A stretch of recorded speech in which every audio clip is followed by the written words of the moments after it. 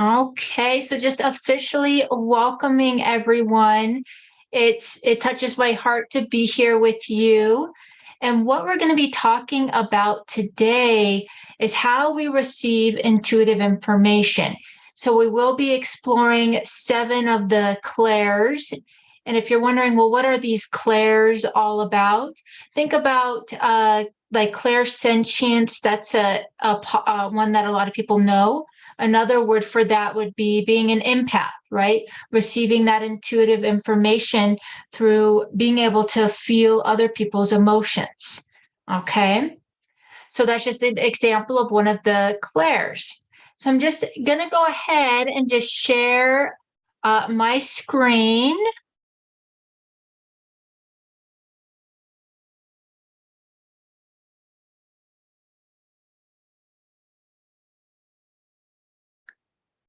Okay.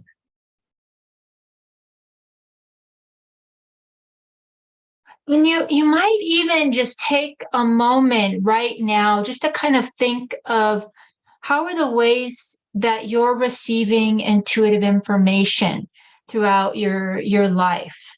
Okay.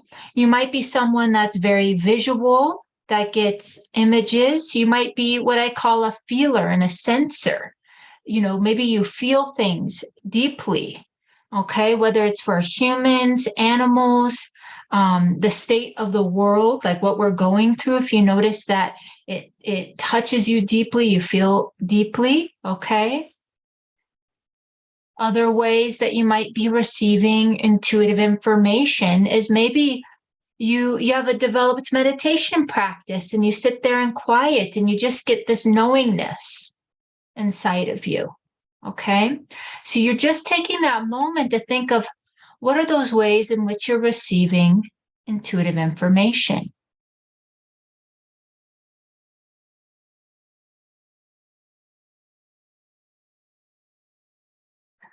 Okay.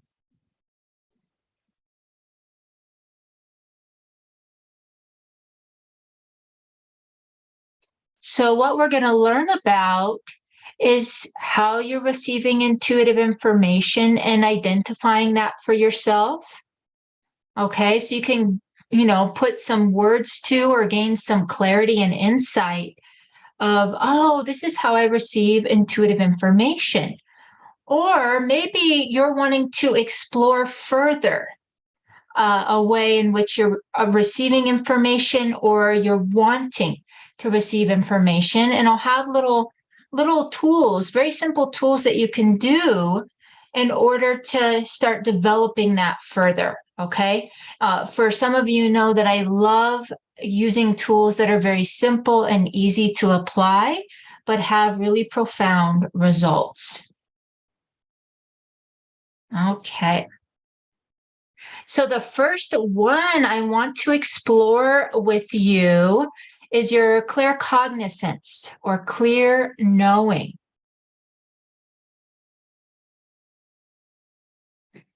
And so clear knowing is when a person has psychic knowledge without any physical explanation or reason. Okay.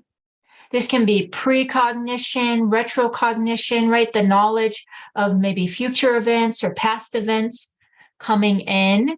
So what would this look like, the clear knowing? For some of you who are familiar with the chakra energy centers, I would say that this one is related to your crown chakra, to the ability to be very still and quiet. And when you're in that space of quiet and stillness, there can be that deep knowingness that comes in. And it's not as if it's words coming to you or images coming to you. It's that deep sense of knowingness. To me, a lot of times it's when I'll notice I'm in a quiet space, I'm deeply connected with my heart, and there's just this knowingness. Okay. And it could be a knowingness about yourself, maybe about someone else. It can be, that knowingness of something that's going to happen in the future, or maybe that knowingness, a deep insight of something from the past, okay, that maybe even brings in a broader perspective, a deep insight, one of those aha moments, okay?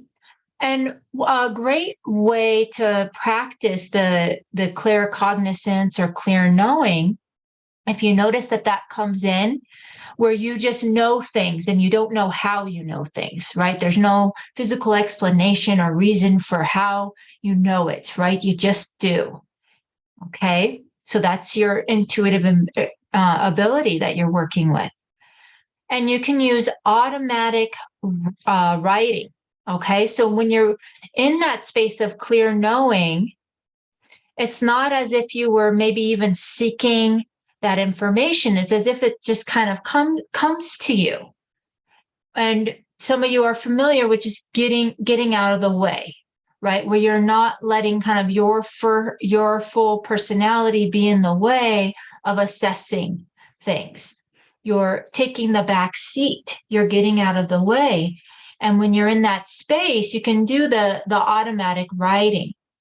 And if you're someone who does like to write and journal, this could be a great option for you, where you're just letting yourself write, you know, and you're getting out of the way and you're just kind of seeing what comes through. Okay. And you'll be able to tune in with that deep knowingness. Okay. And that can develop having trust and faith in yourself when you're receiving that clear knowing, that deep intuitive insight, right? With practice. And so what I do recommend is when you're practicing this or you're wanting to develop this, it does help to be in a quiet space where you know that you're not going to be disturbed. Okay. And sometimes when we know that we're not going to be disturbed, that does allow for us to feel more safe. And then we can kind of open and expand more for that intuitive information to come through. We're in a receptive space instead of maybe needing to feel like we need to be really alert or guarded. Okay. And it's nice to just, take a half hour. And one of the things that I do recommend is letting go of any expectation.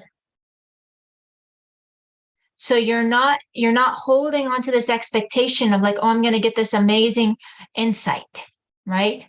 Approach it with openness, with curiosity.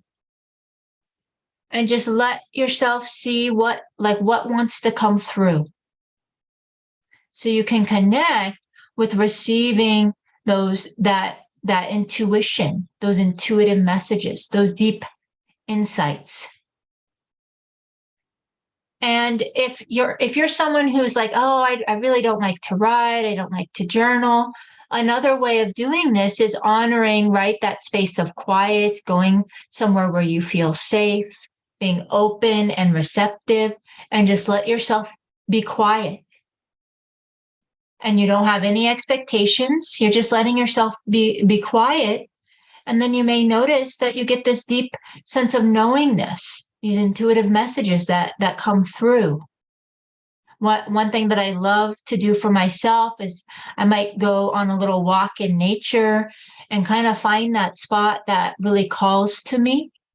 And I'll go and just sit in that spot in nature, and I'll just let myself be quiet and be open. And I just see if there's anything that wants to come through. I won't have any expectation. Things may want to come through or they may not. But you're honoring feeling good, feeling safe, being quiet,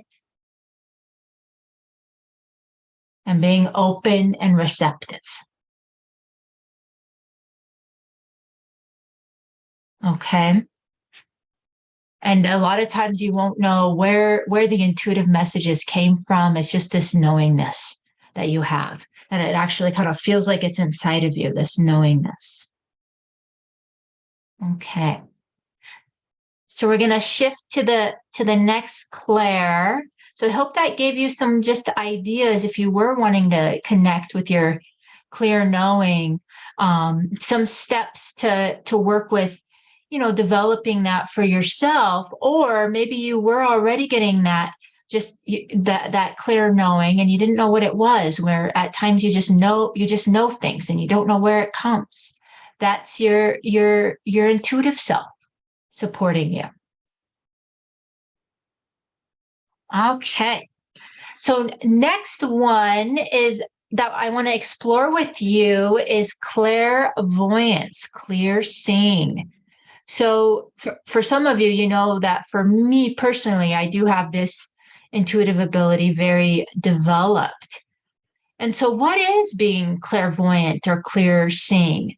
It's the ability to have inner seeing, to access intuitive information. And a lot of times that intuitive information will come in images or visions. And what I mean by an image, it could be a symbol or one thing maybe that comes in, or maybe it's a bigger vision where there's a lot of elements to it. It transcends time and space and may be a result of what is seen through the third eye. So your third eye chakra at the center of your forehead, or some people may call it the mind's eye, or that inner seeing. So when you're using your clairvoyant intuitive abilities, you can access information from distant lands and people. So what does that mean? When you're using your clairvoyant intuitive ability, so for me, I might be, here I'm in Mount Shasta, California, and then I could have someone in a different country, and I could be tuning in to them and receiving that intuitive information through my clairvoyant intuitive ability. They don't need to be near you. They could be very distant. And also with clairvoyance, that clear seeing, you could be getting visions of past or future events. So this could be future potentials that could happen, future visions of events that could happen.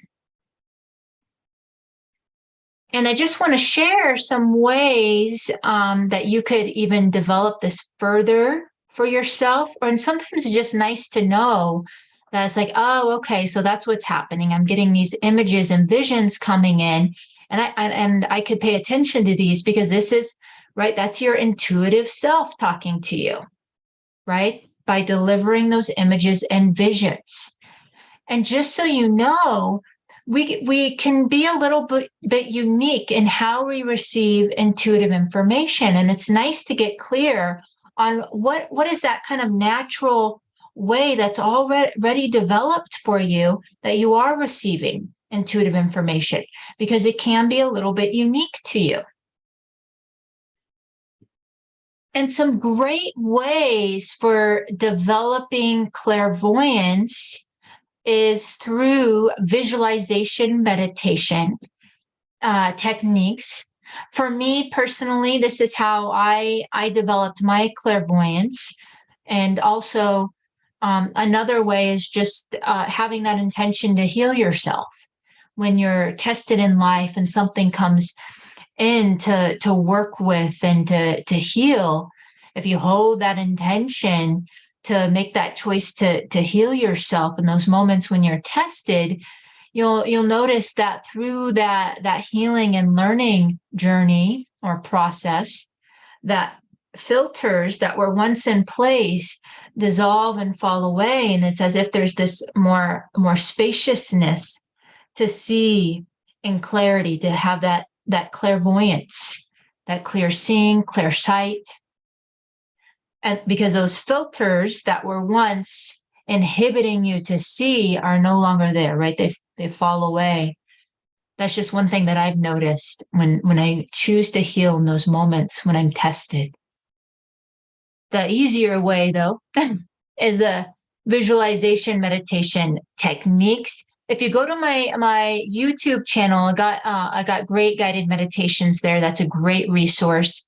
I'm a big fan of visualization meditation, and also in our Empowered Intuitive Facebook group, I'll put a visualization meditation there as well. And it's about that practice of visualizing for yourself. And that's what's going to develop that for you, where you're going to notice that more and more you get those images and visions coming in. If you're wanting a beginner step, one that is really helpful and very easy is before you go to bed, you write down a question that you're wanting clarity about in your life. You write that question down. It's helpful to have maybe a dream journal, a dream notebook by your bedside. You write that question down, you go to bed, and you're approaching it again with that sense of openness and curiosity. And you just see what comes through in your dream time.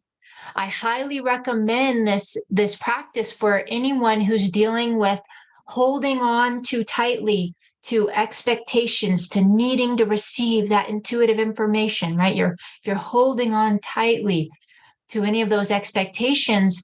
Bringing in your dream time could be greatly supportive, right? Because you're not going to bring in that heavy attachment and expectation into your dream time. You're going to sleep. Okay, so just a great tool, right? Writing that question down before you go to sleep, and you just see what wants to come in your dream time. And our dream time can also be, for people who feel like they can't, hold an image of something, right? Their dream time might be that time where they can acknowledge, like, oh, I can see images. Right? That's kind of how our natural memory works, right? With the images. So it's just tuning in that you do have that capability, that capacity. And your dream time could be a vivid time where you have those visions and images. Okay. Okay. So we're going to move on to the next Clair. Hope you guys are doing good. Lots of information today. Okay. So the next I want to talk about is Clairaudience. Right there. Clairaudience. Clear hearing. Okay. So what is this? So this is the ability to perceive sounds or words and extrasensory noise that sources broadcasting from the spirit or ethereal realms. So these tones exist beyond the reach of rational human experience and beyond the limitations of ordinary space and time. A lot of times, this will be how loved ones who have transitioned communicate with us. And also animals or plants. That communication could happen with the animals or plants by using the clairaudient intuitive ability. So this could be even, sometimes people even hear, frequencies. And maybe the frequency of Mother Earth, different tones. Sometimes it's words. For me, I get the words. And one way, if you're really wanting to develop this, right, especially if you're wanting to communicate with loved ones who have transitioned. And what I mean by loved ones, it could be our pets, it could be animals as well, pets, people, that were in their human form as well. Okay.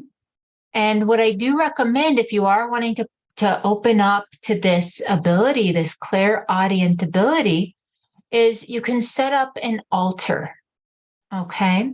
And what do I mean by an altar? So to me, an altar is a sacred place that you set up with a specific intent, right? And in this case, it would be a specific intent to connect with loved ones who have transitioned, okay? And when that altar is a symbolism of deep honoring, okay, and sacredness. And so you can set up a small table. Some people might even use a shelf or a bookcase, and you could put candles, flowers, pictures. If you were wanting to connect with a loved one who has transitioned, if you have a picture of them, that could be helpful. And then you're just setting that intention to open yourself to communication. And a few things that we have learned already with some of the other clairs is, right, feeling safe, right? Feeling safe is important. Quieting yourself for a moment. Different ways that we can quiet ourselves that we learned in last month is working with the candle. If you're going to light a candle, gazing upon the candle and just letting that mental mind quiet. You can bring your focus to your breath, and or even focus on an object around you. And that focus allows you to quiet that mental mind, and you're being open and receptive.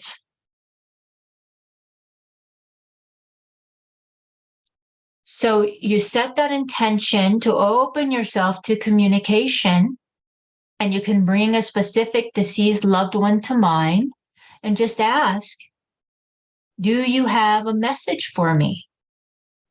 And you don't have to, I would recommend, not saying it out loud, okay? You can just say it silently to yourself, and you're opening yourself to have communication, right? With the words. And then after you ask that question, you're just listening. Just seeing what response comes in. And you are working with developing your clairaudience intuitive ability here, the clear hearing.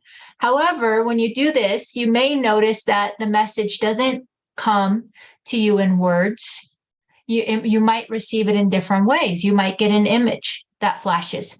Maybe you get an image of a memory with that loved one who has transitioned, and that's how they're communicating with you. Okay.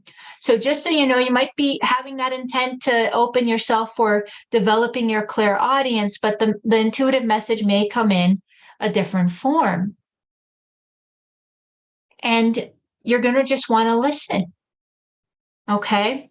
And the reminder of what's really helpful is letting go of any expectation. Okay.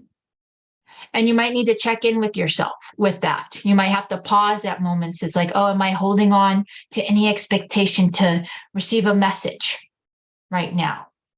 It's like, oh, okay, I'm holding on to an expectation. Oh, let me let that expectation go. And I'm just going to welcome myself to be here, to be present and listen. Okay. So sometimes you may need to check in with yourself to see if you're holding on to expectation. Another great way to develop this is you can, if you have a connection with the natural world, maybe you love plants or trees or animals. Here's another way you can practice your clairaudience is going, sitting with that animal, sitting with that plant, maybe go sit on a tree, and you do that same practice. What's that practice? That, making sure that you feel safe in your environment, bringing yourself into a state of quiet, feeling open and receptive, and listening to that plant, listening to that animal, and seeing what communication comes in.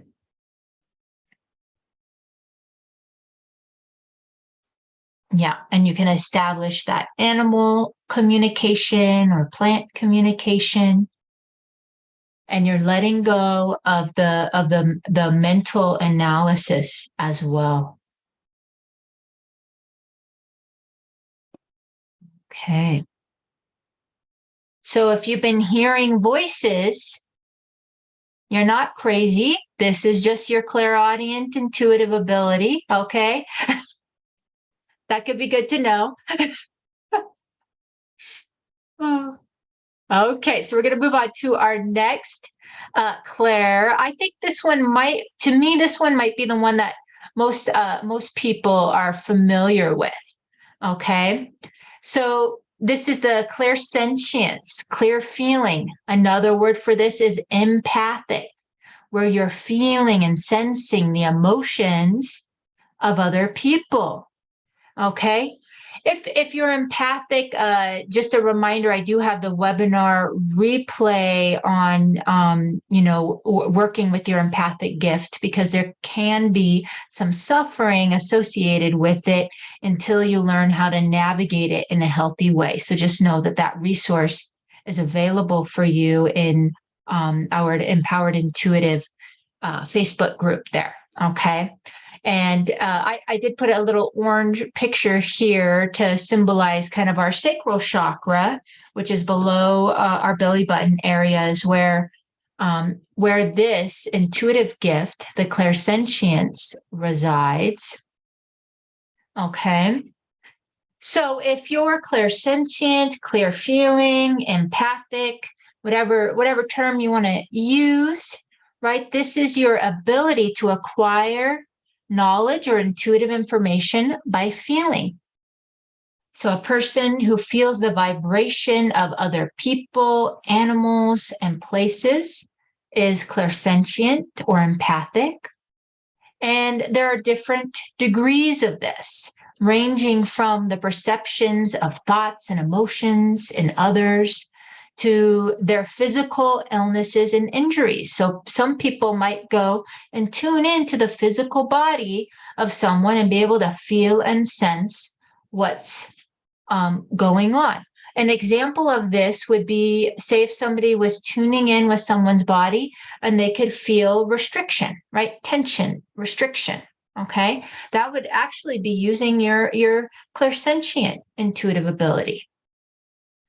And medical intuitives could use this as well. Okay. When they're tuning in with the physical body and what could be going on there as well, body workers as well, right? Being able to tune in with that, with the physical body. And most people I know are learning this tools and skills and learning to work with their empathability in a healthy way. But if you are one who's actually wanting to develop this gift further, and this can actually, if you're, if it's already really developed, this could be a fun exercise too, is just by looking at people's pictures. Okay. Preferably people that you don't know, to practice and seeing if you can sense how they're feeling in the moment. And then you might take it a step further and kind of see if you can sense what their personality attributes are. Okay. And you might even acknowledge as well, when you look at the picture, noticing how you personally feel when you gaze at their picture. So you're in tune and you're having awareness of like, okay, these are my feelings. This is how I'm feeling when I look at this person's picture. And now let me tune in with them and see how they're feeling. Really helpful to distinguish your personal feelings and the other person's, which if you're an empath, you know the importance of that, being able to distinguish what is yours and what somebody else's. Okay.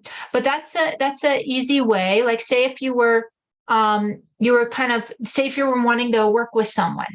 So you go to their website and you see their picture there and you're trying to kind of, you're trying to figure out like, oh, what are they all about? You can tune in with their picture and kind of like get those feeling sensations. Okay.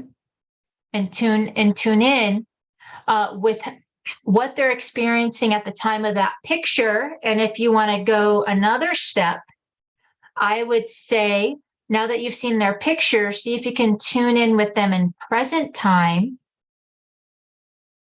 And as you're tuning in with them in present time, seeing how they're feeling in the moment, see if you can get any more intuitive information.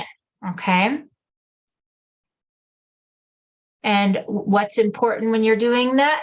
Knowing the difference, right? Distinguishing what's yours and what's that person. And I like to kind of energetically kind of create a separation there. Okay. And the reason why I'm recommending that is that if you tune in with someone's picture and you're practicing and you realize like, oh, wow, that's like they're going through a lot in their life in the moment or something. And then all of a sudden you're taking on that heaviness of what they're going through into your space.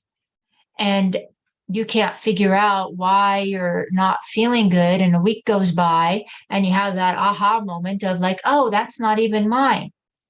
Okay. So important, right? To distinguish when you're tuning in with somebody else's feeling, emotional state, and knowing that that's not yours. What I do love about this, the clairsentience, clear feeling, empathic ability, is that it does allow you to have a deep compassion for others, for animals, for the world, for the environment. So that's the little gem with developing this ability, is being in that state of compassion.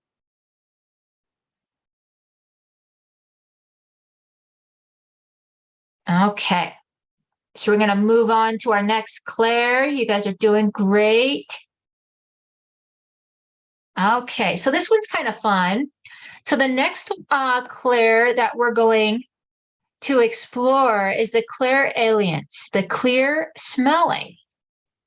Okay. So this is that extrasensory psychic ability where you're smelling beyond the physical nose. So you have the gift of clearly smelling scents. It could be from departed loved ones or from physical areas. So maybe you go and travel somewhere, or you're in a place, you're on a piece of property or land, and you're picking up on a scent. And you know that the scent isn't coming from your physical nose. It's not the physical surroundings or something, right? You're picking up on a smell. And that is you receiving intuitive information. A lot of times, where I'll notice it a lot is when people are actually getting messages from loved ones who have departed. Okay. So you could think of maybe a loved one who has departed. What was a smell or a scent that was common with them? Like maybe you had a grandfather that smoked a pipe, or maybe your mother always wore a certain perfume. You might think of what maybe that scent was that's associated with that person. And if you're opening to connect with them, or maybe you're just not even thinking, you're just going on with your day, and you notice that like your mom's perfume coming in. Okay. A scent that's associated with a loved one who has passed or transitioned. That's you using your clear smelling intuitive ability. That's them sending that message of I'm here to you. And sometimes I'll notice sometimes if you go to, a land or a home, sometimes you get icky smelling things too. And that might be, sending you a message like, okay, maybe this isn't the healthiest place to be, or maybe there's spirits around that don't have the best intentions or something. So if you notice like a rotting smell, something that's not so lovely, that can be an intuitive message that it's like, oh, this might not be the healthiest space. Okay. So, also paying attention to, when loved ones could be coming in that very lovingly, wanting to have their presence acknowledged, wanting to say, hello, I'm here, I'm watching over you. Or it could also be, kind of grotesque, icky smells that come through that give you some awareness that whatever that space you're in is actually needing healing, right? Or maybe you're needing to protect yourself and make sure that nothing comes into your space, your physical body, energetic body. Okay. And so I was trying to kind of think of like, what's an easy way to develop this, right? You could go back to, how I was sharing with the Clairaudience, receiving the intuitive messages, the words, and you can set up that altar to connect with loved ones who have passed. You could also have them show their presence through a scent. Okay, you could ask that of your loved one, right, to show that they're here through scent. Okay, and you could even use scent and memories. And this, do you notice that sometimes, like when you smell something, it can bring you back strongly to a memory? Yeah. And so you can just start bringing in awareness of that, of the different scents that bring in memories, right? To acknowledge and start developing this intuitive gift. Okay. And you might even just have fun with it and explore, and let yourself be open to the memories that come that are associated with scents. So that's just a good way to start practicing and bringing awareness around this intuitive gift, is working with different scents, and if you had essential oils or something, just smelling them and seeing what, opening yourself to receive those memories. Okay. And what that also can do could also support with developing the clairvoyance as well. So you could even have two things that you're developing. How that works is, you notice with memories, the images can come through with the images, or visions can come through with the memories. So you're letting yourself get kind of detailed with that, right? Smelling a scent and seeing what memories come in that are associated with that, and pausing with those memories and kind of observing the details of the memory that comes through. Okay. So we're going to move on to our next Clair. And this one is the Clairgustance, clear tasting. Okay. So with the Clair tasting intuitive ability, you're perceiving taste or flavor impressions.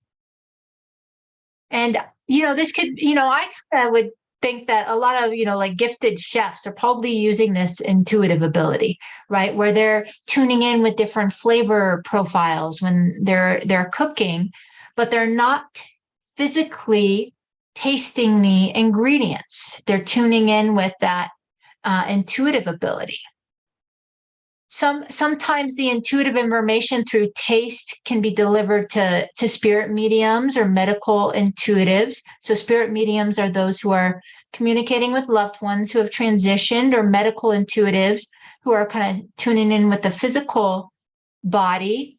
Like say, for example, with somebody who's tuning in with the physical body, and you're tuning in and you get the sour taste, right? You're tuning in over a certain area of the body and you start getting the sour taste. Then like, oh, there's something there. There's some information here. Okay. And you allow yourself to pause because you got that sour taste, and then you listen. You're just listening. Is there more information for me here? Anything more I need to know? That's what I've noticed with the clear tasting intuitive ability, is it grips my attention. Okay. If you're tuning in with something and you get a taste, I would say pause with whatever you were tuning in with at that moment, because there's more there to discover. There's more there to know. And you may notice you get those interesting tastes. Okay. Maybe you get a sweet flavor, right? You're hanging around with someone and you keep getting, this sweet flavor in your mouth, and you pause and you're like, oh, what's that all about? What's going on here? And then maybe you get more intuitive information that's like, oh, this person's been eating a lot of sweets lately. Okay. So I want you to start paying attention to those flavors, those tastes that come through for you. Okay. Because it can be an indicator that there's more information there. There's something more to know. Okay. With whatever it was that you were picking up on. So it could be that a friend comes and sits next to you, right? And you have a taste, right? And you're just pausing and you're seeing if there's more information to it, more to know. Okay. Maybe you're tuning in with yourself, with your physical body, with your health, and you get these tastes going on, these flavors going on, right? Those are indicators that there's something more going on. Okay. And just that reminder, right, to approach it with that sense of openness and curiosity, letting go of expectation. Okay. It's that pause and listening with no expectation. Okay. It just takes practice, and just know that the more and more you do that, the more you'll notice that the trust is developed and the information comes through with more ease. Okay. And a fun way to practice with this is if you're cooking, right? And say if you're cooking, you're cooking something, and before you put the actual flavoring on there, you're going to tune in with whatever you're cooking, and maybe you're going to add herbs or different seasonings, and see if you can tune in with how those flavors mesh together, right? Without physically tasting. Okay. So that's just a way, if you're wanting to develop this, an easy way for, if you're preparing food or cooking, just seeing if you can bring in that flavor profile of the herb or seasoning that you're going to put, or maybe you're going to put different seasonings together, and see if you can kind of, taste that. Okay. Before you do it. So that one's kind of fun to practice with. Okay. Okay. And then next we have clairtangency, clear touching. So the first thing that usually comes to mind for me with this is, if like say if you go into an antique store, like think of an antique store and all of those objects and the history that those objects hold, different owners, right? Different places those objects have been, the attachment different people who have had with that object, what it symbolizes, right? So this is, there's information in those objects. And some people have that ability, right, to hold those objects and to access right through touch. They're holding those and they're accessing maybe the previous owner, okay, who had that object, the history of it, okay, through touch. It could be, an object, or maybe a living person, right? Like think of the body worker, the massage therapist that uses their hands on people, and then they might start getting information through the touch about their client. Okay, the history of their client, right, through the touch. Okay, maybe they get an image of a specific movement that the client has been doing to attribute it to the pain and soreness they're feeling in the body, right? They're getting the history of the client through touch. Okay. So you have this intuitive ability to receive information through touch. And we could easily practice right now if you just kind of tune in with an area of your body that's maybe feeling tight or grumpy. Might even just check in with your physical body for a moment. It's like, what's that place that's speaking to you that's a little grumpy? And you can just, place your hand there. We're doing it with a sense of openness and curiosity.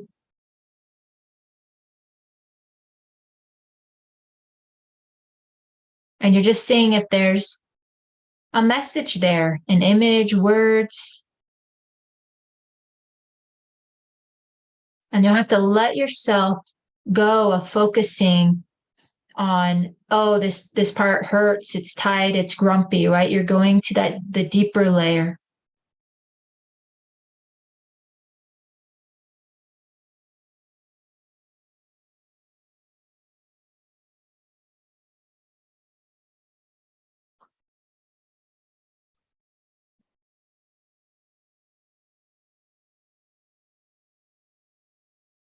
Seeing if that part of your body has a message for you.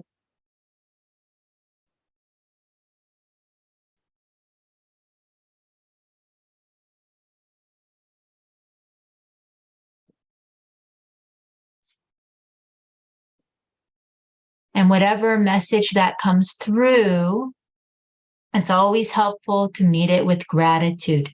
So even if it doesn't make sense to you, you're offering your gratitude and thanks for whatever intuitive information that has come through for you.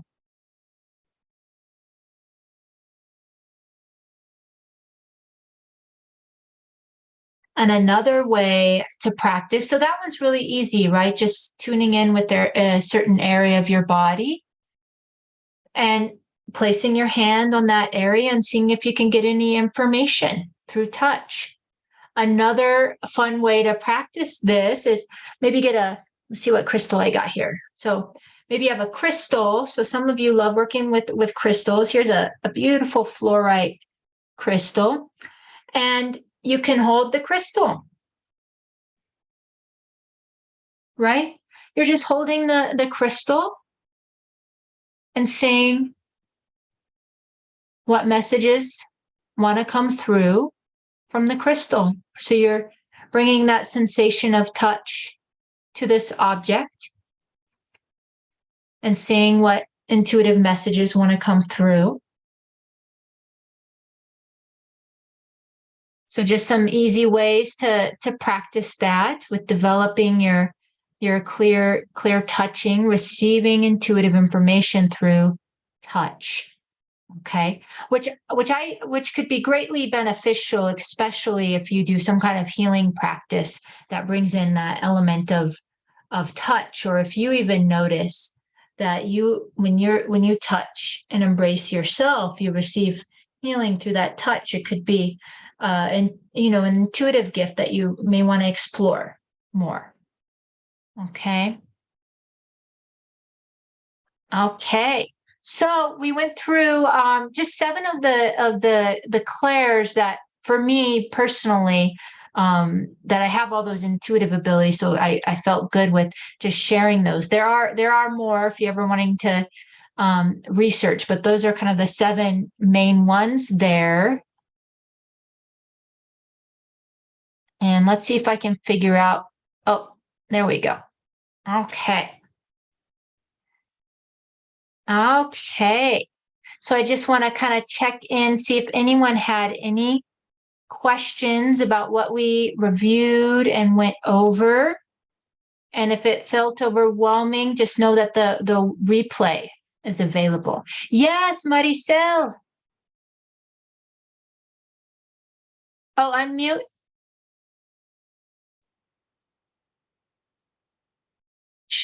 Look at your microphone. Think left lower hand corner.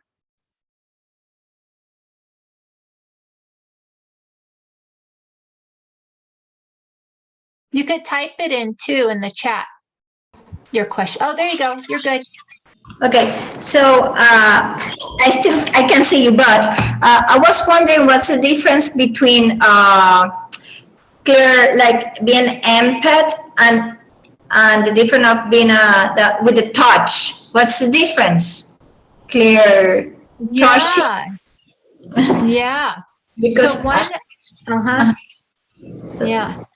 Yeah, so one thing that could be different with the touching and the being an empath is with the empath you're feeling everything, right? Okay. You're feeling the emotion as if it was your own emotion.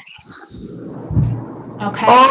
Okay. And yeah, and and energetically kind of what I see if somebody's um like tuning in with the crystal and accessing the information, it's almost like that energetic information is channeling through the touch instead of having that feeling that's present in your body. Okay. Okay. Yeah, where you're using, and you notice too that with empath, it might be more related to people.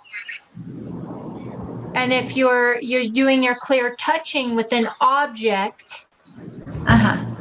yeah, you're not feeling the emotions of the object. Okay, Yeah. so the point here will be the emotions. Yeah.